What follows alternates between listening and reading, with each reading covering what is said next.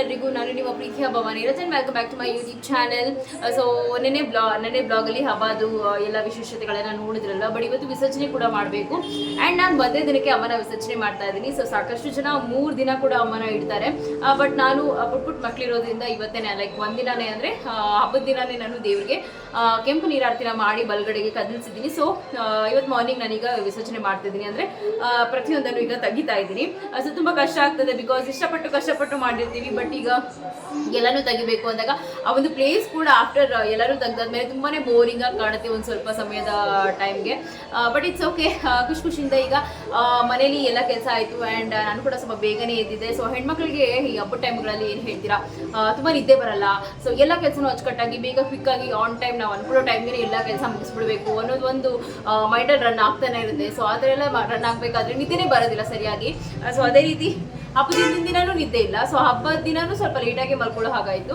And ಹಬ್ಬ ಮುಗಿದಾದ್ಮೇಲೂ ಕೂಡ ನೋಡಿ ನಿದ್ದೆನೇ ಇಲ್ಲ, ಬಿಕಾಸ್ ಅಮ್ಮನ ವಿಸರ್ಜನೆ ಕೂಡ ಅಷ್ಟೇ ಅಚ್ಚುಕಟ್ಟಾಗಿ ಆಗಬೇಕು ಅನ್ನೋದಿರುತ್ತಲ್ವ. ಸೊ ಹಾಗಾಗಿ ಅಂತ ಹೇಳ್ತಾ ಇವತ್ತು ನಾವು ಬ್ಲಾಗ್ ಶುರು ಮಾಡೋಣ. ಹೋಗಿ ನಿಮ್ಗೆಲ್ರಿಗೂ ಇವತ್ತು ನನ್ನ ಡೈಲಿ ಬ್ಲಾಗ್ ಇಷ್ಟವಾಗುತ್ತೆ ಅಂತ. ಸೊ ಅದು ವಿಡಿಯೋ ಒಂದು ವಿಡಿಯೋ ಇಷ್ಟವಾದರೆ please do subscribe to my channel. ಹಾಗೆ ನನ್ನ ಒಂದು ಅಫಿಷಿಯಲ್ ಪೇಜ್ ಕೂಡ ಫಾಲೋ ಮಾಡಿ ಇನ್ಸ್ಟಾಗ್ರಾಮಲ್ಲಿ, ಓಕೆನಾ? ಸೊ ಫ್ರೆಂಡ್ಸ್, ನೆನೆ ಎಲ್ಲ ಹಬ್ಬದ ವಾತಾವರಣ ಆ್ಯಂಡ್ ಹಬ್ಬದ ವೈಬ್ಸ್ ಎಲ್ಲ ಹೇಗಾಯಿತು ಅಂತ ನೋಡಿದ್ರಲ್ವ. ಇನ್ನೇನು ಒಂದಿನಕ್ಕೇ ವರಮಹಾಲಕ್ಷ್ಮಿನ ತೆಗಿತಾ ಇದ್ದೀನಿ, ಬಿಕಾಸ್ ಬುಡ್ಡುನ ಲಡ್ಡುನ ನೋಡಿಕೊಂಡು ತುಂಬ ಕಷ್ಟ ಆಗುತ್ತೆ. ಆ್ಯಂಡ್ ಇನ್ನೂ ನಾಳೆ ಆಡಿಷನ್ ಕೂಡ ಇರೋದ್ರಿಂದ ಅವನ್ನ ಸ್ವಲ್ಪ ಪ್ರಿಪೇರ್ ಮಾಡಬೇಕು. ಸೊ ಇನ್ನೇನು ಅಮ್ಮನ ಕದಲಿಸ್ಬಿಟ್ಟು ಮಂಗಳಾರತಿ ಎಲ್ಲ ಮಾಡಿ ಪೂಜೆನ ಮಾಡಿ ಮುಗಿಸ್ತಾ ಇದ್ದೆ. ಆ್ಯಂಡ್ ನೀವು ಯಾವಾಗಲೂ ಕೇಳ್ತೀರಲ್ವ, ಸೊ ನಿಮ್ಮ ದೊಡ್ಡಕ್ಕನೇ ತೋರಿಸ್ತೀರಾ, ಸೆಕೆಂಡ್ ಅಕ್ಕನ ತೋರಿಸಲ್ಲ ಅಂತ. ಸೊ ನೋಡಿ, ದೊಡ್ಡಕ್ಕ ಕೂಡ ಬಂದಿದ್ದಾಳೆ. ಹಾಯ್ ಮಾಡು. ಆ್ಯಂಡ್ ಇಲ್ಲೊಬ್ರು ಕಾಣಿಸ್ತಿದ್ದಾರಲ್ಲ, ಸೊ ಇವರು ಅನಿತಕ್ಕ ಅಂತ, ಅಕ್ಕನ ಫ್ರೆಂಡ್ ಅವರು. ಸೊ ತುಂಬ ಪ್ರೀತಿಯಿಂದ ನಮ್ಮ ಮನೆಗೆ ಬಂದಿದ್ದಾರೆ. ಅನ್ಕೊಂಡೇ ಇರಲಿಲ್ಲ. ಸೊ ವಿಸರ್ಜನೆ ಮಾಡ್ತಾ ಇದ್ದೆ ಆ್ಯಂಡ್ ಫೈನಲಿ ಅವ್ರು ನನ್ನ ಸಬ್ಸ್ಕ್ರೈಬರ್ ಕೂಡ ಹೌದು. ಸೊ ತುಂಬ ಪ್ರೀತಿಯಿಂದ ನನ್ನ ಪ್ರತಿಯೊಂದು ವ್ಲಾಗ್ಸನ್ನು ನೋಡ್ತಾರೆ. ಆ್ಯಂಡ್ ಏನೇ ತಪ್ಪಿದ್ರೂ ದೊಡ್ಡವರಲ್ವ ಹೇಳ್ತಾರೆ. ಸೊ ತಿದ್ಕೊಳ್ಳೋ ಅವಕಾಶ ಕೂಡ ನನಗೆ ತುಂಬ ಇರುತ್ತೆ ಇಂಥವರೆಲ್ಲ ಹೇಳ್ತಾ ಇದ್ದಾಗ. ಸೊ ಫಸ್ಟ್ ಟೈಮ್ ಅಲ್ಲ, ಸಾಕಷ್ಟು ಜನ ಸಬ್ಸ್ಕ್ರೈಬರ್ಸ್ ನನ್ನ ನೋಡಿದ ತಕ್ಷಣ ಐಡೆಂಟಿಫೈ ಮಾಡ್ತಾರೆ. ಆ ಒಂದು ರೆಕಗ್ನೈಸೇಷನ್ನೇ ನಮಗೆ ಸಾಕು ಅನ್ನೋಷ್ಟು ತೃಪ್ತಿ ಆಗುತ್ತೆ. ಸೊ ಯೂಟ್ಯೂಬರ್ಸ್ ಎಲ್ಲ ಇಷ್ಟೇ ಬಯಸೋದು ಅಲ್ವಾ, ಅವರೊಂದು ಸಬ್ಸ್ಕ್ರೈಬರ್ಸ್ ಪ್ರೀತಿನೇ ಅವ್ರಿಗೆ ತುಂಬ ಇಂಪಾರ್ಟೆಂಟ್ ಆಗುತ್ತೆ. ಆ್ಯಂಡ್ ಇವತ್ತು ಸೊ ವರಮಹಾಲಕ್ಷ್ಮಿ ಸ್ಪೆಷಲ್ ಆಗಿ ನಮ್ಮನೆಗೂ ಕೂಡ ಬಂದು ಕುಂಕುಮ ತಗೊಂಡ್ರು. ಸೊ ನನ್ನ ಬ್ಲಾಗ್ಸ್ ಎಲ್ಲ ನೋಡ್ತೀರಲ್ವಾ ಅಕ್ಕ ನೀವು? ನೋಡ್ತೀನಿ. ಏನ್ ಅನ್ಸುತ್ತೆ, ಖುಷಿ ಆಗುತ್ತಾ? ಇಲ್ಲ ಏನಾದರೂ ತಪ್ಪುಗಳಿದ್ರೆ ಸರಿ ಮಾಡ್ಕೋಬಹುದು ಅಂತ ಅನ್ಸುತ್ತಾ? ಇಲ್ಲ, ಚೆನ್ನಾಗಿದೆ. ನೋಡ್ತೀರಿ. ಓಕೆ, ಏನು ಹೇಳ್ತೀರಾ ನನ್ನ ಸಬ್ಸ್ಕ್ರೈಬರ್ಸ್ಗೆ? ಇವ್ರ ಬ್ಲಾಗ್ಸ್ ನೋಡಿ ಅಂತ ಹೇಳ್ತೀರಾ, ಅಥವಾ ಏನು ಅನ್ಸುತ್ತೆ ನನ್ನ ಬ್ಲಾಗ್ಸ್ ನೋಡಿ ನಿಮಗೆ? ನಮಗೆ ಖುಷಿ ಆಗುತ್ತೆ. ಓಕೆ, ಸೊ ಎಲ್ರಿಗೂ ಕ್ಯಾಮ್ರಾನ ಫೇಸ್ ಮಾಡೋದು ಅಷ್ಟು ಕಂಫರ್ಟಬಲ್ ಆಗಿರಲ್ವಲ್ಲ. ಹಾಗಾಗಿ ನಾನು ಅವತ್ತಿನ ಲಾಸ್ಟ್ ಬ್ಲಾಗಲ್ಲೂ ನಿಮ್ಗೆ ಹೇಳಿದೆ. ಸೊ ಹಾಗಾಗಿ ಸ್ವಲ್ಪ ಕ್ಯಾಮ್ರಾ ಫೇಸ್ ಮಾಡೋದು ಸ್ವಲ್ಪ ಕಷ್ಟ ಆಗಿದೆ ಅಂತ. ಸೊ ಹಾಗಾಗಿ ಫೈನಲಿ ಅಕ್ಕ ಕೂಡ ಬಂದಿದ್ದಾರೆ ಆ್ಯಂಡ್ ಅವರ ಫ್ರೆಂಡ್ ಕೂಡ ಬಂದಿದ್ದಾರೆ ಆ್ಯಂಡ್ ಅವ್ರು ನನ್ನ ಸಬ್ಸ್ಕ್ರೈಬರ್ಸ್ ಟು. ಸೊ ತುಂಬ ಖುಷಿ ಆಗ್ತದೆ. ಅವ್ರಿಗೂ ಕೂಡ ಕುಂಕುಮ ಕೊಟ್ಟೆ. ಏನು ಅನಿಸ್ತು ಲಕ್ಷ್ಮಿ, ಚೆನ್ನಾಗಿ ಕೊಡಿಸಿದ್ದೀನಾ? ತುಂಬ ಚೆನ್ನಾಗಿದೆ. ಸೊ ನೋಡಿದ್ರಲ್ವ, ನಮ್ಮ ಮನೆಯ ಮುದ್ದು ಲಕ್ಷ್ಮಿ ವಿಸರ್ಜನೆ ಮಾಡೋಷ್ಟರಲ್ಲಿ ನಮ್ಮ ಸಬ್ಸ್ಕ್ರೈಬರ್ ಕೂಡ ಬಂದಿದ್ದು ಖುಷಿ ಆಯಿತು ನನಗೆ. ಸೊ ನಿಮಗೂ ಏನು ಅನಿಸ್ತು? ಆ್ಯಂಡ್ ಸಾಕಷ್ಟು ಜನ ಆದಷ್ಟು ಬೇಗ ಸಬ್ಸ್ಕ್ರೈಬರ್ಸ್ ಮೀಟ್ ಆ್ಯಂಡ್ ಗ್ರೀಟ್ ಕೂಡ ಮಾಡಬೇಕು. And yeah, bye. So Varamahalakshmi ಹಬ್ಬ ಅಂತ ಹೇಳಿದ್ರೆ ಯಾವ ರೀತಿ ಅಂತ ನನ್ನ ಅನಿಸಿಕೆ ಏನು ಅಂತಂದರೆ, ಒಂದು ರೀತಿ ಖುಷಿನೂ ಇರುತ್ತೆ, ಒಂದು ರೀತಿ ಪ್ರೆಷರ್ ಅನಿಸ್ತಾ ಇರುತ್ತೆ, ಸ್ಟ್ರೆಸ್ ಅನಿಸ್ತಾ ಇರುತ್ತೆ. ಬಿಕಾಸ್ ಆ ಒಂದು ಅಲಂಕಾರ ಮಾಡೋದಾಗಿರ್ಬೋದು ಅಥವಾ ಆನ್ ಟೈಮ್ ದೇವರ ಪ್ರತಿಷ್ಠಾಪನೆ ಆಗಬೇಕು. ಇದು ವರಮಹಾಲಕ್ಷ್ಮಿ ಹಬ್ಬ ಅನ್ನೋದಕ್ಕಿಂತ ವ್ರತ ಅಂತ ಹೇಳಿದ್ರೆ ತಪ್ಪಾಗೋದಿಲ್ವ. ಸೊ ಆ ಒಂದು ವ್ರತ ಯಾವುದೇ ರೀತಿ ವಿಘ್ನಗಳು ಬಾರ್ದಿರ ನಿರ್ವಿಘ್ನವಾಗಿ ಆಗಬೇಕು ಅಂತ ಹೆಣ್ಮಕ್ಳು ಬಯಸೋದು. ಇದೆಲ್ಲವೂ ಒಂದು ಕಡೆ ನೋಡೋದಾದರೆ ಪ್ರೆಷರು, ಸ್ಟ್ರೆಸ್ಸು, ಸಂತೋಷ ಎಲ್ಲನೂ ಮಿಕ್ಸ್ಡ್ ಫೀಲಿಂಗ್ ಅಂತ ಅನಿಸುತ್ತೆ. ಏನಂತೀರಾ? ಸೊ ಇನ್ನೇನು ಪ್ರತಿಯೊಂದನ್ನು ಮಾಡಬೇಕು ನಾನು, ಲೈಕ್ ದೇವರ ವಿಸರ್ಜನೆ. ಸೊ ಹಾಗಾಗಿ ಕಂಪ್ಲೀಟ್ಲಿ ನಾನು ಮತ್ತೊಮ್ಮೆ ಪೂಜೆ ಮಾಡಿ ಅರ್ಶಿನ ಕುಂಕುಮನ ನಾನು ತೊಗೊಂಡು ಮಕ್ಳಿಗೂ ಕೂಡ ಮಂಗಳಾರತಿನ ತೊಗೊಂಡು ಈಗ ಒಂದೊಂದೇ ಅಂದರೆ ಏನೇನು ಇಟ್ಟಿದ್ದೆ ನೈವೇದ್ಯಕ್ಕೆ, ಹಾಗೆ ಪೂಜಾ ಸಾಮಗ್ರಿಗಳು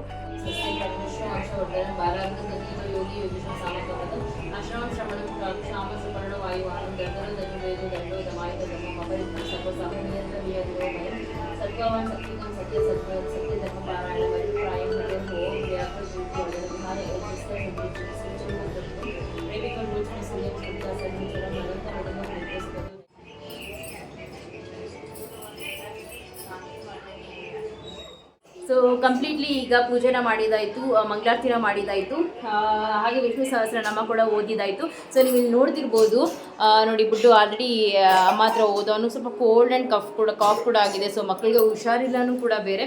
ಸೊ ಅವ್ರನ್ನ ಕೂಡ ಈಗ ನಾನು ಹಾಸ್ಪಿಟಲ್, ಆಮೇಲೆ ಸಿರಪ್ ಹಾಕೋದು, ಸೊ ಒಂದಷ್ಟು ನನ್ನ ಕೆಲಸಗಳು ಕೂಡ ಇದೆ. ಹಾಗಾಗಿನೇ ನಾನು ಇವತ್ತು ತುಂಬಾ ಬೇಜಾರಿಂದನೇ ಅಮ್ಮನ ವಿಸರ್ಜನೆ ಮಾಡ್ತಾ ಇದ್ದೀನಿ. ಸೊ ಎಷ್ಟು ಕಳಕಳಿಯಾಗಿರುತ್ತೆ ಗೊತ್ತಾ, ಅಮ್ಮ ಒಂದು ಭಾಗದಲ್ಲಿ ನಮ್ಮ ಮನೆಯಲ್ಲಿ ಈ ರೀತಿ ಅಲಂಕೃತವಾಗಿ ಕೂತಿರೋದು ಎಲ್ಲಾನು. ನಂತರ ಹೆಣ್ಮಕ್ಳಿಗೆ ಯಾರಿಗೆಲ್ಲ ತುಂಬ ಬೇಜಾರಾಗ್ತಿದೆ, ವರಮಹಾಲಕ್ಷ್ಮಿ ಎಲ್ಲ ಅಲಂಕಾರ ಮಾಡಿ ಲಕ್ಷ್ಮಿನ ಇಟ್ಟು ಮತ್ತೆ ಈಗ ಎಲ್ಲನೂ ತೆಗಿಬೇಕು ಅಂತ ಹೇಳಿದ್ರೆ ಅನ್ನೋದನ್ನ ನಂಗೆ ಕಮೆಂಟ್ ಮಾಡಿ ಆಯಿತಾ. ಸೊ ಹಾಗಾಗಿ ಹ್ಯಾಂಡ್ ಈಗ ಕಂಪ್ಲೀಟ್ಲಿ ಆಯಿತು. ಒಂದು ಸ್ವಲ್ಪ ಹೊತ್ತು ಬಿಟ್ಟು ಈಗ ಪ್ರತಿಯೊಂದನ್ನು ಸ್ಟೆಪ್ ಬೈ ಸ್ಟೆಪ್ ಎಲ್ಲನೂ ಎತ್ತಿಡಬೇಕು. ಆ್ಯಂಡ್ ನಾನು ನೈವೇದ್ಯಕ್ಕೆ ನೆನೆ ಪುಳಿಯೋಗರೆ ಮಾಡಿದ್ದೆ ಅಷ್ಟೇ, ಇವತ್ತೇನು ಮಾಡಿಲ್ಲ. ಜಸ್ಟ್ ಪೂಜೆ ಮಾಡಿನೇ ವಿಸರ್ಜನೆಯನ್ನು ಮಾಡಿ. ಏನೇ ಇದ್ರು ಅಂದರೆ ಅಕ್ಷತೆ ಆಗಿರ್ಬೋದು, ಹೂವು ಆಗಿರ್ಬೋದು, ಅದೆಲ್ಲನೂ ಬೇರೆ ಕಡೆ ಎಸಿಬಾರ್ದು. ಒಂದು ನೀರಲ್ಲಿ ಹಾಕಬೇಕು, ಇಲ್ಲಾಂದರೆ ಹಸಿರು ಗಿಡದ ಕೆಳಗಡೆ ಅಂದರೆ ತೆಂಗಿನಕಾಯಿ ಮರದ ಕೆಳಗಡೆ, ಅಥವಾ ನಾವು ಮನೆ ಹೊರಗಡೆ ಪಾಟ್ಸ್ ಎಲ್ಲ ಇಟ್ಟಿರ್ತೀವಲ್ಲ, ಅಲ್ಲೂ ಕೂಡ ಈ ಅಕ್ಷತೆ ಹೂವುಗಳನ್ನೆಲ್ಲರೂ ಹಾಕ್ಬೋದು. ನನ್ನ ಯಜಮಾನ್ರು ವೀಡಿಯೋ ಮಾಡ್ತಾಯಿದ್ರು, ನಾನು ಎಲ್ಲನೂ ತೆಗೆದಿಡಬೇಕಾದ್ರೆ ಅವ್ರು ಪ್ರತಿಯೊಂದು ವಸ್ತುಗಳನ್ನು ತೆಗೆದಿಡಬೇಕಾದ್ರೂ ಏನಾದರೂ ಒಂದು ಹೇಳ್ತಾಯಿದ್ರು, ಭವಾನಿ ಈ ರೀತಿ ಮಾಡಿದ್ರೆ ಹೇಗಿರುತ್ತೆ, ಸೊ ಮುಂದಿನ ವರ್ಷ ನಾವು ಇನ್ನೂ ಗ್ರ್ಯಾಂಡಾಗಿ ಮಾಡೋಣ, ಸೊ ಸ್ವಂತ ಮನೇಲಿ ಮಾಡೋಣ, ಹಾಗೆ ಅಮ್ಮನ ಬೆಳ್ಳಿ ಮುಕುಟ ತೊಗೊಳ್ಳೋಣ, ಆ್ಯಂಡ್ ಅಮ್ಮನಿಗೆ ಒಂದು ಒಳ್ಳೆ ರೇಷ್ಮೆ ಸೀರೆ ತೊಗೊಳ್ಳೋಣ. ಈ ರೀತಿ ಸಾಕಷ್ಟು ಕನಸುಗಳನ್ನು ಹಾಗೆ ಒಂದು ಒಳ್ಳೊಳ್ಳೆ ಮಾತುಗಳನ್ನು ಹೇಳ್ತಾ ನಾವು ಈ ಒಂದು ವಿಸರ್ಜನೆ ಒಂದು ಸಮಯನ ಕಳೆದ್ವಿ ಅಂತ ಹೇಳಿದ್ರೆ ತಪ್ಪಾಗೋದೇ ಇಲ್ಲ. ಬಿಕಾಸ್ ಎಲ್ಲ ಹೆಣ್ಮಕ್ಳಿಗೂ ಒಂದು ಆಸೆ ಇರುತ್ತೆ ಅಲ್ವಾ, ನಮ್ಮ ಮನೇಲಿ ವರಮಹಾಲಕ್ಷ್ಮಿನ ಕೂರಿಸಿದ್ದೀವಿ, ಒಂದು 10 ಜನಕ್ಕೆ ಕುಂಕುಮನ ಕೊಡಬೇಕು, ಅಮ್ಮನ ಪ್ರತಿಷ್ಠಾಪನೆ ಮಾಡಬೇಕು, ಈ ರೀತಿ ಎಲ್ಲ ಒಂದಷ್ಟು ಕನಸುಗಳು ಹೆಣ್ಮಕ್ಳಿಗೆ ಸಹಜವಾಗಿ ಬರೋದೇನೆ. ಬಟ್ ಈ ಕಮೆಂಟ್ ಮಾಡೋರು ಇರ್ತಾರಲ್ಲ, ಸೊ ಲಾಸ್ಟ್ ಬ್ಲಾಗಲ್ಲಿ ನಾನು ಏನು ಅಪ್ಲೋಡ್ ಮಾಡಿದ್ದೆ ಅದು ಒಂಚೂರು ನಂಗೆ ಮನಸ್ಸಿಗೆ ಸ್ವಲ್ಪ ಬೇಜಾರಾಯಿತು. ಸೊ ತಪ್ಪು ಹುಡ್ಕೋದನ್ನು ಬಿಟ್ಟು ಒಂದು ಒಳ್ಳೆ ರೀತಿಲಿ ಮಾಡಿದಾರಲ್ಲ ಅನ್ನೋದನ್ನು ಖುಷಿಪಟ್ಟು ನಿಮ್ಗೆ ಏನು ಅನ್ಸೋದು ಆಗ ಒಂದು ಕಮೆಂಟ್ ಸೆಕ್ಷನಲ್ಲಿ ಹೇಳಿದಾಗ ನಮಗೊಂದು ಮೋಟಿವೇಶನ್ ಸಿಗುತ್ತೆ, ಓಕೆ ನಾವು ಮಾಡ್ತಾ ಇರೋದು ಕರೆಕ್ಟ್ ಅಂತ ಅಲ್ವಾ. ಇಟ್ಟಿರೋ ದುಡ್ಡೆಲ್ಲ ಹೆಣ್ಮಕ್ಳಿಗೆ ಅಲ್ವಾ, ನೀನು ಎತ್ಕೊಮ್ಮ, ನೀನು ಚೆನ್ನಾಗಿದೆ. ಯಾಕಂದ್ರೆ ನಾವು ಕಷ್ಟಪಟ್ಟು ವಾರಗಟ್ಲೆ ಕಷ್ಟಪಟ್ಟು ಓಕೆ, ಕಷ್ಟಪಟ್ಟು ವಾರದಿಂದ ಮಾಡ್ತೀವಿ, ವಾರೆಲ್ಲ ಕಷ್ಟ ಬಿದ್ದು ಯಾರು ಕಾಸು ಕೊಟ್ಟಿದ್ದು ನಿಮ್ಗೆ ಮಾಡಕ?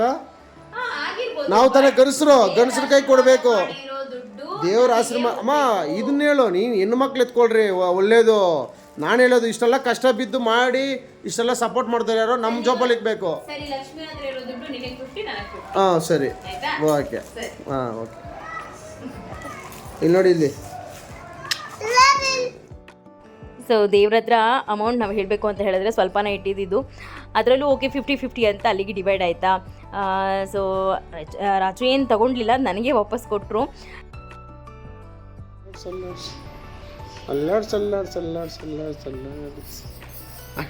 ನಗೀತಾವನಮ್ಮ ಬಿಡ್ಡು. ಆಯೇ ನನ್ನ ಬಂಗಾರ ಸ್ವಾಮಿ, ನನ್ನ ಕೊಂಡೆ, ನನ್ನ ಬುಜ್ಜೆ, ನನ್ನ ಅಮ್ಮ, ನನ್ನ ಯಪ್ಪ.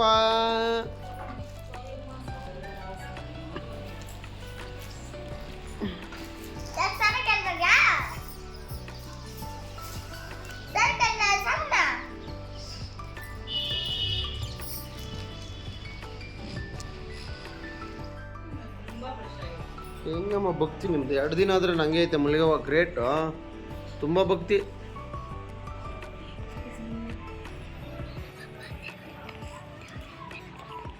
ದೇವ್ರ ಹಂಗೆಲ್ಲ ಮಾತಾಡ್ಬೇಡ, ಸುಮ್ಮನೆ ಪಪ್ಪ ಅಂತಾನಮ್ಮ. ಏನಮ್ಮ ಏನು ಒಳ್ಳೊಳ್ಳೆ ಚಾಮಿ ಎತ್ಕೊ ಬರ್ತಾನ ಮಮ್ಮಿ. ಓ ಚಾಮಿ, ಚಪ್ಪಾಳೆ ಚಪ್ಪಾಳೆ ಚಟಮ್ಮ ಸವನ. ಇಲ್ಲಡೆ ಹೊಡೆಮ್ಮ, ಹೊಡೆ ಇರಮ್ಮ ಇಲ್ಲ ಹೊಡೆ.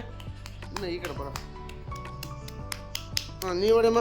ಹಾಂ ನೀ ಹೊಡೆ. ಹಾಂ ಆಯ್ತು, ಇಲ್ಲ ಬರಮ್ಮ. ಕೈ ಎತ್ತೋ, ಪ್ಯಾಂಟ್ ಎತ್ತೋ.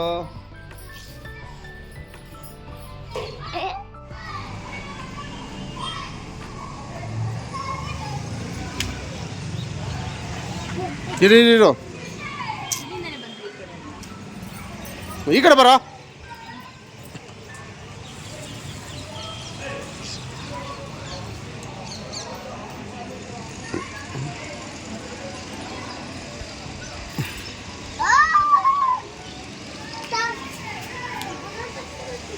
ಬಾರ ಮಗನೇ ಇಲ್ಲಿಡು. ಈ ಸಹಜವಾಗಿ ಒಂದು ಹಬ್ಬ ಮುಗಿತಿದ್ದಂಗೆ ಮತ್ತೊಂದು ಹಬ್ಬ ಯಾವುದು ಅನ್ನೋದನ್ನು ನಾವು ಖಂಡಿತವಾಗ್ಲೂ ಯೋಚನೆ ಮಾಡ್ತೀವಲ್ವ. ಸೊ ಅದೇ ರೀತಿ ನನಗೆ ಅನಿಸ್ತಾ ಇತ್ತು. ಸೊ ಓಕೆ, ನೆಕ್ಸ್ಟ್ ಹಬ್ಬ ನಾನು ಯಾವ್ದು ಸೆಲೆಬ್ರೇಟ್ ಮಾಡ್ತೀನಿ, ಏನು ಕತೆ ಅಂತ. ಸೊ ಜನ್ಮಾಷ್ಟಮಿ ಇದೆ. ಸೊ ಅದ್ರ ಜೊತೆಗೆ ಈ ಒಂದು ಸ್ಯಾರಿ ಕೂಡ ನಂಗೆ ಹೇಗೆ ಕಾಣಿಸ್ತಾ ಇದೆ, ಚೆನ್ನಾಗಿ ಕಾಣಿಸ್ತಾ ಇದನ್ನು ನಾನೇ ಸ್ಟಿಚ್ ಮಾಡಿಸ್ಕೋತೀನಿ ಅಥವಾ ಅಮ್ಮಂಗೆ ಕೊಡೋದಾ ಅನ್ನೋ ಒಂದು ಡಿಸ್ಕಷನ್ ಕೂಡ ನಡೀತಾ ಇತ್ತು. ಸೊ ರಾಜು ಇಲ್ಲ, ನಿಂಗೆ ಚೆನ್ನಾಗಿರುತ್ತೆ, ನೀನೇ ಸ್ಟಿಚ್ ಮಾಡಿಸ್ಕೋ ಅಂತ ಹೇಳ್ತಾಯಿದ್ರು.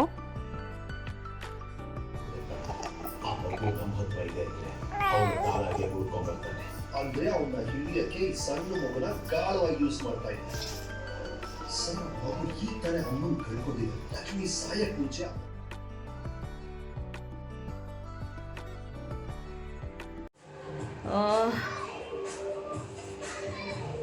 ಬುಡ್ಡುಗೆ ಸ್ವಲ್ಪ ಹುಷಾರಿಲ್ಲ ಅಲ್ವಾ. ಸೊ ಹಾಗಾಗಿ ಅವನಿಗೆ ಸಿರಪ್ ಹಾಕೋದು, ಅವನಿಗೆ ಫೀಡ್ ಮಾಡಿಸೋದು, ಆನ್ ಟೈಮ್ ಊಟ ಮಾಡಿಸೋದು ಎಲ್ಲ ಮಾಡಿಕೊಂಡು ಮಲಗಿಸಿ ಆಲ್ಮೋಸ್ಟ್ ಮಧ್ಯಾಹ್ನದಿಂದ ಬರೀ ರೆಸ್ಟೇ ಆಗೋಯಿತು. ಸೊ ಈಗ ಮತ್ತೆ ನೋಡ್ಬೋದು ದೀಪ ಎಲ್ಲ ಹಚ್ಬಿಟ್ಟು DKD so weekend vibe G ಕನ್ನಡದಲ್ಲಿ ಎಲ್ಲ ರಿಯಾಲಿಟಿ ಶೋಸ್ನ ನೋಡಿದೆ. ನಮ್ಮ ಒಂದು ವೀಕೆಂಡ್ ಕಂಪ್ಲೀಟ್ ಆಗೋದೇ ಇಲ್ಲ ಅಲ್ವ ರೀ. ಸೊ ಮಗುನ ಮಲಗಿಸಿದ್ದೀನಿ. ಅವ್ನು ಸ್ವಲ್ಪ ಒಂಚೂರು ಬಿಸಿ ಅನ್ನ ಮಾಡಿಬಿಟ್ಟು ತಿನ್ನಿಸ್ಬಿಟ್ಟು ಮಲಗಿಸಿದ್ದೀನಿ. ಈಗ ನಾವು ಊಟ ಎಲ್ಲ ಮಾಡಬೇಕು. 2 ಡೇಸಿಂದ ಸಿಕ್ಕಾಪಟ್ಟೆ ಕಿಚನಲ್ಲಿ ವರ್ಕ್ ಮಾಡಿ ಎಲ್ಲ ಅಡುಗೆಗಳನ್ನು ಮಾಡಿ ಕೆಲಸಗಳನ್ನು ಮಾಡಿ ತುಂಬ ಸುಸ್ತಾಗಿರೋದ್ರಿಂದ ಇವತ್ತೇನಾದರೂ ಹೊರಗಡೆಯಿಂದ ತೊಗೊಂಡು ಬನ್ನಿ ಅಂತ ಹೇಳಿದ್ದೆ. ಸೊ ತೊಗೊಂಬಂದಿದ್ದಾರೆ. ಇನ್ನೂ ಏನು ತೊಗೊಂಬಂದಿದ್ದಾರೆ ಅಂತ ಗೊತ್ತಿಲ್ಲ. ಸೊ ತೊಗೊಂಬಂದಿದ್ದಾರೆ, ಅದನ್ನು ತಿನ್ಬಿಟ್ಟು ಮಲ್ಕೋಬೇಕು. ಆ್ಯಂಡ್ ನಾಳೆ ಆಡಿಷನ್ ಇದೆ, ಜಿ ಕನ್ನಡ ಆಡಿಷನ್. ಅಂದರೆ ಡ್ರಾಮಾ ಜೂನಿಯರ್ಸ್ ಹಾಗೂ ಸರಿಗಮಪಗೆ. ಗೊತ್ತಿಲ್ಲ ಹೋಗಬೇಕಾ ಬೇಡವಾ ಅಂತ ಸಾಕಷ್ಟು ಕನ್ಫ್ಯೂಷನ್ಸ್ ಇದೆ. ಆ್ಯಂಡ್ ಒಂದು ಫ್ಯಾಮಿಲಿ ಫಂಕ್ಷನ್ ಕೂಡ ಇದೆ, ಅಂದರೆ ಹಸ್ಬೆಂಡ್ ಅವರ ಫ್ರೆಂಡ್ ಫಂಕ್ಷನ್ ಕೂಡ ಇದೆ. ಸೊ ಅದಕ್ಕೂ ಕೂಡ ಹೋಗಬೇಕಾ ಬೇಡವಾ, ಒಂದಷ್ಟು 2 ಫಂಕ್ಷನ್ಸ್ ಇದೆ. ಗೊತ್ತಿಲ್ಲ ಏನು ಮಾಡಬೇಕು ಅಂತ, ನೋಡೋಣ. ಸೊ ಈಗ ಫಸ್ಟು ಊಟ ಮಾಡ್ತೀವಿ. ಏನು ತಂದಿದ್ದೀರಾ ರೀ? ದಾಲ್ ರೈಸ್, ಹಾಂ, ಚೆನ್ನ ಮಸಾಲ, ರುಮಾಲ್ ರೊಟ್ಟಿ, ಚನ್ನ ರೈಸ್, ದಾಲ್ ರೈಸ್, ರುಮಾಲ್ ರೋಟಿ, ಕರಿ, ಚೆನ್ನ masala.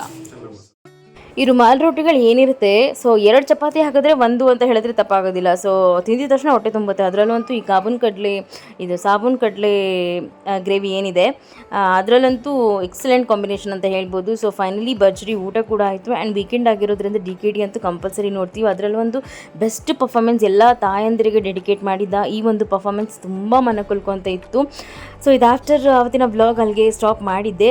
So next day morning ತುಂಬ ತಲೆ ನೋವ್ತಾ ಇತ್ತು ಆ್ಯಂಡ್ ತುಂಬ ಕೋಲ್ಡ್ ಬರೋ ಥರ ಸಿಮ್ಟಮ್ಸ್ ಆಗ್ತಾಯಿತ್ತು. ಸೊ ಅದಕ್ಕೆ ಡಿಸೈಡ್ ಮಾಡಿ ಫೈನ್ ರಸಮ್ ಮಾಡಿಬೇಡ, ಚೆನ್ನಾಗಿರುತ್ತೆ. ಯಾಕಂದರೆ ನಾನು ತಿಂದ್ಬಿಟ್ಟು ಬುಡ್ಡುಗೆ ಫೀಡ್ ಮಾಡಿಸೋದ್ರಿಂದ ಕೂಡ ಅವ್ನಿಗೂ ಬರೋದನ್ನು ತಡಿಬೋದು ಅಂತ ಹೇಳಿ ಸೊ ರಸಮ್ ಓಕೆ ಮಾಡೋಣ ಅಂದ್ಬಿಟ್ಟು ಮಾಡ್ತಾಯಿದ್ದೆ. ಸೊ ಯಾವ ರೀತಿ ರಸಮ್ ಮಾಡೋಂಥ ತುಂಬ ಥರ ರಸಮ್ ಇದೆ ಆಯಿತಾ. ಬಟ್ ಈ ರೀತಿ ರಸಮ್ ಮಾಡಿ ಡೆಫಿನೆಟ್ಲಿ ಈ ಕೋಲ್ಡ್ ಬರೋದು ಸ್ಟಾಪ್ ಆಗುತ್ತೆ, ಅಥವಾ ಈ ರೀತಿ ಕಾಫ್ ಅಥವಾ ಗಂಟ್ಲು ಕಿಚ್ಚಿದ್ರೂ ಕೂಡ ಮೇಲಾಗುತ್ತೆ. ಏನಂತಂದರೆ 1 ಟೇಬಲ್ ಸ್ಪೂನಷ್ಟು ತೊಗರಿಬೇಳೆ, ಹಾಗೆ 1 ಟೇಬಲ್ ಸ್ಪೂನ್ ಮೆಣಸು, 1 ಟೇಬಲ್ ಸ್ಪೂನ್ ಜೀರಿಗೆ, ಹಾಗೆ ಒಂದು 3 ರಿಂದ 4 ಒಣಗಿ ಮೆಣಸಿನ್ಕಾಯಿನ ಸ್ವಲ್ಪ ಫ್ರೈ ಮಾಡ್ಕೊಳ್ಳಿ, ಬಿಸಿಯಾಗಿ ಫ್ರೈ ಮಾಡ್ಕೊಳ್ಳಿ. ಆ್ಯಂಡ್ ಇದ್ರ ಜೊತೆಗೆ ಒಂದು ಟೊಮೆಟೊನ, ಈಗ ಟೊಮೆಟೊ ರೇಟ್ ಕೂಡ ಕಮ್ಮಿ ಆಗಿದೆ ಅಲ್ವಾ. ಸೊ 1 ಟೊಮೆಟೊಗೆ ನಾನು ಈ ಒಂದು ಫ್ರೈ ಮಾಡ್ಕೊಂಡಿರೋ ಮಸಾಲೆ ಎಲ್ಲನೂ ಹಾಕೋತಾ ಇದ್ದೀನಿ. ಸೊ ಇದನ್ನೆಲ್ಲನೂ ಹಾಕ್ಕೊಂಡು ಗ್ರೈಂಡ್ ಮಾಡಿಕೊಂಡ್ರೆ ಒಂದು ತಿಕ್ಕ ಪೇಸ್ಟ್ ಆಗುತ್ತೆ. ಸೊ ನೈಸಾಗಿ ನಾವು ಗ್ರೈಂಡ್ ಮಾಡಬೇಕು. ಸೊ ಆ್ಯಂಡ್ ಇದ್ರ ಜೊತೆಗೆ ಫೈನಲಿ ಬೆಳ್ಳುಳ್ಳಿ ಕೂಡ ಹಾಕ್ಕೊಳ್ಳಿ ಆಯಿತಾ. ಸೊ ಸ್ವಲ್ಪ ಬೆಳ್ಳುಳ್ಳಿ ಹಾಕ್ಕೊಂಡು ಚೆನ್ನಾಗಿ ಗ್ರೈಂಡ್ ಮಾಡಿಕೊಂಡ್ರೆ ಮುಗೀತು. ಆ್ಯಂಡ್ ಈ ಒಂದು ರಸಮ್ ಮಾಡೋಕ್ಕೆ ಟೈಮ್ ಹಾರ್ಡ್ಲಿ ಬೇಕಾಗಿರೋದು ಒಂದು 4 to 5 ಮಿನಿಟ್ಸ್ ಅಷ್ಟೇ. ಸೊ ಅದು ಆಫ್ಟರ್ ಗ್ರೈಂಡ್ ಮಾಡ್ಕೊಂಡ್ಮೇಲೆ ಒಂದು ಬಾಣಲಿ ಮತ್ತೆ ಒಂದು ಸ್ವಲ್ಪ ಎಣ್ಣೆ ಹಾಕಿ, ಸಾಸಿವೆ ಹಾಕಿ, ಒಂದು 4 ರಿಂದ 5 ಬೆಳ್ಳುಳ್ಳಿ ಹಾಕಿ, ಹಾಗೆ 1-2 ಒಣಗಿದ ಮೆಣಸಿನ್ಕಾಯಿ ಹಾಕೋಬೋದು ಅಥವಾ ಬ್ಯಾಡಗಿ ಮೆಣಸಿನ್ಕಾಯಿನೂ ಹಾಕೋಬೋದು. ಸೊ ಎಲ್ಲನೂ ಒಗ್ಗರಣೆ ಫ್ರೈ ಆದಮೇಲೆ ಈ ಗ್ರೈಂಡ್ ಮಾಡಿಟ್ಕೊಂಡಿರುವಂತಹ ರಸಮ್ ಪೇಸ್ಟ್ನ ಹಾಕಿ, ಈ ಇಂಗು ಕೂಡ ಅಷ್ಟೇ ಆಪ್ಷನಲ್, ಬೇಕಿದ್ರೆ ಹಾಕೋಬೋದಿಲ್ಲ ಅಂದರೆ ಇಲ್ಲ, ಬಟ್ ಹಾಕೋದ್ರಿಂದ ಒಂದು ಒಳ್ಳೆ ಟೇಸ್ಟ್ ಇರುತ್ತೆ ಆಯಿತಾ. ಸೊ ಗ್ರೈಂಡ್ ಮಾಡ್ಕೊಂಡಿರೋ ಮಸಾಲೆನ ಹಾಕ್ಕೊಂಡು ಉಳಿದಿರೋ ಮಸಾಲೆನೂ ಕೂಡ ನೀರನ್ನು ಮಿಕ್ಸ್ ಮಾಡಿ ಹಾಕ್ಕೊಂಡು ರಸಮ್ ಎಷ್ಟು ಬೇಕು ನಿಮಗೆ ಕ್ವಾಂಟಿಟಿನ ನೋಡಿಕೊಂಡು ಸ್ವಲ್ಪ ಅರಿಶಿನ ಹಾಕಿ, ಹಾಗೆ ಒಂದು ಚಿಕ್ಕ ಲೆಮನ್ ಗಾತ್ರದಷ್ಟು ಹುಣಸೆಹಣ್ಣನ್ನು ನೆನೆಸಿಟ್ಟಿದ್ದೆ ನಾನು. ಸೊ ಅದನ್ನು ಕೂಡ ಸ್ವಲ್ಪ ಹಾಕ್ಕೊಂಡು ಫೈನಲಿ ಕೊತ್ತಂಬರಿ ಸೊಪ್ಪನ್ನು ಹಾಕಿಬಿಟ್ಟು ರಸಮ್ ಎಷ್ಟು ಬೇಕು ಕ್ವಾಂಟಿಟಿ ನೀರನ್ನು ಮಿಕ್ಸ್ ಮಾಡಿ ರುಚಿಗೆ ತಕ್ಕಷ್ಟು ಉಪ್ಪನ್ನು ಹಾಕಿ ಒಂದು 2 ನಿಮಿಷ 3 ನಿಮಿಷ ಬಾಯ್ಲ್ ಮಾಡಿದ್ರೆ ಸಾಕು. ಸೂಪರಾಗಿರುತ್ತೆ ರಸಮ್ ಅಂತೂ. 2 ದಿನ ಇಲ್ಲ 3 ದಿನ ಬೇಕಾದರೂ ಇಟ್ಟು ತಿನ್ಬೋದು. ಈ ಒಂದು ರೆಸಿಪಿನ ಖಂಡಿತವಾಗ್ಲೂ ಟ್ರೈ ಮಾಡಿ ಆಯಿತಾ. ಬಿಕಾಸ್ ಈ ಒಂದು ಸೀಸನ್ ಯಾವ ರೀತಿ ಇದೆ ಅಂತ ಹೇಳಿದರೆ ಯಾವಾಗ ಕೋಲ್ಡ್ ಬರುತ್ತೆ, ಯಾವಾಗ ಜ್ವರ ಬರುತ್ತೆ, ಯಾವಾಗ ಕಾಫ್ ಬರುತ್ತೆ ಅಂತ ಹೇಳೋಕ್ಕಾಗೋದೇ ಇಲ್ಲ. ಅದರಲ್ಲೂ ಬೇರೆ ಇವಾಗ ಶ್ರಾವಣ ಆಗಿರೋದ್ರಿಂದ ಸಾಕಷ್ಟು ಪ್ರೋಗ್ರಾಮ್ಸ್ಗಳನ್ನು ಕೂಡ ನಾವು ಅಟೆಂಡ್ ಮಾಡ್ತಾ ಇದ್ವಿ. ಮದುವೆ ಆಗಿರ್ಬೋದು, ಗೃಹ ಪ್ರವೇಶ ಆಗಿರ್ಬೋದು, ನಾಮಕರಣ ಆಗಿರ್ಬೋದು, ಸೀಮಂತ ಆಗಿರ್ಬೋದು. ಸೊ ಹೊರಗಡೆ ಓಡಾಟದಲ್ಲಿ ಈ ರೀತಿ ಮನೇಲಿ ಹೆಲ್ದಿಯಾಗಿ ಮಾಡಿಕೊಂಡ್ರೆ ಒಂದು ಒಳ್ಳೆ ಟೇಸ್ಟು ಇರುತ್ತೆ ಆ್ಯಂಡ್ ಹೆಲ್ತಿನೂ ಒಳ್ಳೇದಲ್ವ ಈ ರಸಮ್. ಸೊ ಟ್ರೈ ಮಾಡಿ ಆಯಿತಾ. ಸೊ ಊಟ ಎಲ್ಲ ಆಯಿತು ಆ್ಯಂಡ್ ಅಗೇನ್ ಮತ್ತೆ ತಲೆಗೆ ಸ್ನಾನ ಮಾಡಿ ಫ್ರೆಶನ್ ಅಪ್ ಆಗಿ ನೀಟಾಗಿ ನನಗೆ ಅಂತ ನಾನು ಒಂದು ಸೆಲ್ಫ್ ಟೈಮನ್ನು ತೊಗೊತಾ ಇದ್ದೆ. ಅದರಲ್ಲೂ ನಮ್ಮ ಬುಡ್ಡು ನಾನು ಕೇರ್ ಮಾಡಲೇಬೇಕಲ್ವಾ. ಸೊ ಅವನಿಗೂ ಕೂಡ ನಾನು ಬಿಸಿಯನ್ನು ಮಾಡಿದ್ದೆ ಮಧ್ಯಾಹ್ನ ಹೊತ್ತಿಗೆ. ಸೊ ಅವನಿಗೂ ಕೂಡ ತಿನ್ನಿಸ್ಬಿಟ್ಟು ಆ್ಯಂಡ್ ಮನೇಲಿ ಇನ್ನೇನು ಹಬ್ಬಕ್ಕೆ ನೈವೇದ್ಯಕ್ಕೆ ಮಾಡಿದ್ದು ಚಕ್ಲಿ ಅಂತೂ ಒಂದು ವಾರದ ಮಟ್ಟಿಗೆ ಬರುತ್ತೆ. ಸೊ ಅದನ್ನು ಕೂಡ ಒಂದು ಬೆಸ್ಟ್ ಸೈಡ್ ಡಿಶ್ ಅಲ್ವಾ ರಸಮ್ಗೆ ಅಂತ ಇಟ್ಕೊಂಡು ತಿನ್ಬಿಟ್ಟು ಅವತ್ತಿನ ಡೇ ನನ್ನ ಕಂಪ್ಲೀಟಾಗಿ ಪೀಸ್ಫುಲ್ಲಾಗಿತ್ತು ಅಂತಲೇ ಹೇಳ್ಬೋದು. ಅಷ್ಟು ಕಾಮನ್ ಪೀಸ್ಫುಲ್ಲಾಗಿ ಒಳ್ಳೆ ಊಟ ಮಾಡ್ಕೊಳ್ತಾ ತಲೆಗೆ ಫ್ರೆಶ್ಶಾಗಿ ಸ್ನಾನ ಮಾಡಿ ಆ್ಯಂಡ್ ನೆಕ್ಸ್ಟ್ ಡೇ ಕೂಡ ನನ್ನ ಒಂದು ಡೇ ಹೇಗಿತ್ತು ಅಂತ ನೀವು ಕಂಪ್ಲೀಟ್ಲಿ ನೋಡ್ತಾ ಇರ್ಬೋದು. ಆ್ಯಂಡ್ ಹೋಪ್ ಈ ಒಂದು ಬ್ಲಾಗ್ ಕೂಡ ನಿಮ್ಗೆ ಇಷ್ಟವಾಗಿದೆ ಆ್ಯಂಡ್ ಒಳ್ಳೆ ಮೋಟಿವೇಶನ್ ಆಗಿದೆ ಅಂತ ಭಾವಿಸ್ತೀನಿ. ಸೊ ಹೀಗೆ ಪ್ಲೀಸ್ ಸಪೋರ್ಟ್ ಮಾಡಿ, ನನ್ನೆಲ್ಲ ಬ್ಲಾಗ್ಸನ್ನು ಪ್ರೀತಿಯಿಂದ ನೋಡಿ ಆ್ಯಂಡ್ ಸಬ್ಸ್ಕ್ರೈಬ್ ಮಾಡೋದನ್ನು ಮರಿಬೇಡಿ ಆಯಿತಾ. ಓಕೆ ಫ್ರೆಂಡ್ಸ್, ಇವತ್ತಿನ ವ್ಲಾಗ್ ಇಲ್ಲಿಗೆ ಎಂಡ್ ಮಾಡ್ತೀನಿ. ಹೋಪ್ ನಿಮಗೆಲ್ಲರಿಗೂ ಈ ಒಂದು ವ್ಲಾಗ್ ಇಷ್ಟವಾಗಿದೆ ಅಂತ. ಸೊ ಮತ್ತೆ ಸಿಗ್ತೀನಿ ಮತ್ತೊಂದು ಕಲರ್ಫುಲ್ ವಿಡಿಯೋದಲ್ಲಿ. So take care, miss me and bless me, lots of love you all, tata, take care, bye.